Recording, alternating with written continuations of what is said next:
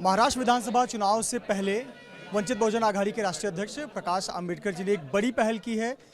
9 बड़े आदिवासी संगठनों को लेकर एक तीसरा मोर्चा बना रहे हैं और आदिवासी शोषित वंचितों को लेकर मैदान में उतरेंगे।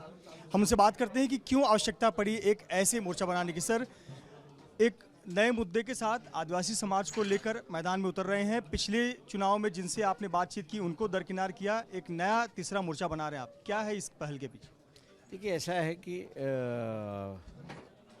आदिवासी खुद ही अनरेस्ट में है, क्योंकि उनकी तरफ कोई नज़र नहीं कर रहा, ना उनके तरफ देख रहा है। दूसरा, ये जो सुप्रीम कोर्ट का जो डिसीजन आया जिसमें वो पार्टी भी नहीं थे, वहाँ पर सुप्रीम कोर्ट ने कहा कि आदिवासियों को क्रीमी लेयर लगना चाहिए। सरकारी आंकड़ों के मुताबिक 1.7% जो है वो आदिवासी इम्प्रूव हो चुका है, बाकी वैसे की वैसी ही है। अब वो ये कह रहे हैं कि भैया अगर एक बार आपको सहूलत मिली, आप बाहर चले जाओगे तो हमको देखभाल करने के लिए कोई भी नहीं होगा। दूसरा, जो हम लोग के जो कानून बने हैं वो भी कानून नहीं रहेंगे। इसलिए महसूस कर रहे हैं कि जो पार्टी हम लोग को साथ हम लोग थे वो हमारी ख्याल करने के लिए तैयार नहीं है। इसलिए एक नया फ्रंट बनाने की उनकी एक ख्वाहिश है, उम्मीद है, और उसको हम लोग एक साकार करने के प्रयत्न कर रहे हैं। तो नए फ्रंट में किसका किसका स्वागत करेंगे, किन लोगों को साथ में लेंगे? जो आएंगे उनको हम लेंगे। किसी से बात चल रही है आपकी? बात तो कई लोगों से चल रही है। जो आएंगे उनके नाम हम लोग आपके सामने ले आएंगे। ओबीसी संगठन जो है उनके साथ हमारी बातचीत कंप्लीट हो चुकी है, वो भी फ्रंट में शामिल होंगे। कई छोटे दलों को लेकर अलग अलग पार्टियां एक फ्रंट बना रही हैं। बच्चू कडू एक फ्रंट बना रहे हैं, ऑलरेडी एमवीए है, महायुति है। किस तरह से देखते हैं जब छोटे दल? मैं कहूँगा कि फ्रंट जब बन रहा है तो बनने दो, अच्छी बात है, क्योंकि यहाँ हेट्रोजीनियस मास है, कई समस्या है, तो उनके हाईलाइट करने के लिए राजनीतिक पार्टियों की ज़रूरत है। कांग्रेस और बीजेपी सबका ख्याल नहीं करती है, वो सिर्फ धार्मिक राजनीति और पारिवारिक समस्या को ही संभाल लेती है, दूसरा कुछ नहीं है। आपने कहा जो आना चाहेगा उसका स्वागत है। एमआईएम तो बाहें फैलाए बैठी है कि हम अम्बेडकर से गठबंधन करना चाहेंगे। एमआईएम ने जो है, जो पिछले बार जो किया वो ओबीसी उसको माफ़ करने के लिए तैयार नहीं है।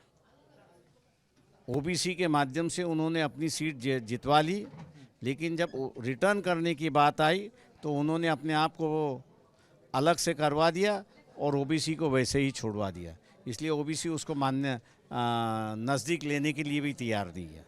मनोज जरांगे पाटिल, उनके लिए क्या सोच रहे हैं? वो भी एक फ्रंट बना रहे हैं। वो उन्होंने ये कहा है चुनाव लड़ेंगे, लेकिन अभी तक डिक्लाइन नहीं किया। उन्होंने चुनाव लड़ना चाहिए, उनको अगर 288 सीटों पे जरांगे पाटिल ने इलेक्शन लड़ना चाहिए और वो लड़ेंगे, ऐसा हम लोग उम्मीद करते हैं। चुनाव से पहले आपकी बातचीत महाराष्ट्र विकास आघाड़ी से चल रही थी, कई बार ऑफर दिए गए, कई नेगोशिएशंस हुए, लेकिन गठबंधन नहीं बना, और ये लगभग कई चुनाव में ऐसी तस्वीर मिलती है। ये राजनीति चलती रहती है। उन्होंने हमारा इस्तेमाल किया, ये हम लोग जानते हैं, और राजनीति के पहलू होते हैं, इसको मान लो और छोड़ दो। इंडिया ब्लॉक के आप एक नेता थे। जो शुरुआत में आप खुद मंच पर मौजूद रहते थे, लेकिन बाद में आप इंडिया इसमें कभी नहीं था। कांग्रेस पार्टी की कई बार मैसेज आए कि भैया राहुल गांधी आ रहे तो आप स्टेज पे आइए। अब ऐसा था, उनको हमको इस्तेमाल करना था, इस्तेमाल करके उनको छोड़ देना था। अब राजनीति है, हम लोग को लगा कि इनका मन बदलाव होगा, इसलिए बुला रहे हैं। हम लोग गए स्टेज पे, लेकिन वो लेना ही नहीं चाहते, तो हम क्या करेंगे। आपने अभी प्रेस कॉन्फ्रेंस में एक महत्वपूर्ण बात कही कि राहुल गांधी के प्रधानमंत्री बनने के पर जो काम था वो पर ब्रेक लग गया है। ऐसा बयान क्यों आपको लगता है कि ऐसा है? मैंने 8 महीने पहले कहा था कि इंडिया आघाड़ी अगर वंचित बहुजन आघाड़ी के साथ में बैठती है तो बीजेपी को मिल के 220 के आगे नहीं जाने देंगे। इन्होंने हमको लिया नहीं, और नतीजा दिखाई देता है कि इनकी बस कुछ मिनटों के लिए छूट गई। ये अगर हमको लेते तो शायद मेरे ख्याल से बीजेपी 220 तक ही रुकती है, ऐसी परिस्थिति है। तो इसमें हमारा नुकसान, पार्टी का नुकसान ज़रूर हुआ है कि हम लोग जीत नहीं पाए। लेकिन राहुल गांधी के प्रधानमंत्री बनने का जो रास्ता था वो इस इलेक्शन में बंद हुआ ऐसा दिखाई देता है। 2029 के बाद खुलता है या नहीं खुलता वो देखना होगा। उद्धव ठाकरे को साथ लेके राहुल गांधी के करियर पर क्वेश्चन मार्क लग गया। मैं कुछ कहूँगा नहीं उस पर, हर अपनी किसी पहलू होती है। थैंक मेरा आखिरी सवाल, कितने सीट पर लड़ेंगे, कितने सीट पर ब्लॉक लड़ेगा? अभी नहीं बता सकते उसको। प्रकाश अम्बेडकर, जिनका कहना है कि वो आदिवासी समाज के मुद्दों को लेकर चुनाव मैदान में लड़ेंगे और कई छोटे दलों से बातचीत चल रही है, समय आने पर उसका भी ऐलान करेंगे। कैमरामैन धर्मेंद्र पांडे के साथ मृत्युंजय सिंह, एबीपी न्यूज़, मुंबई।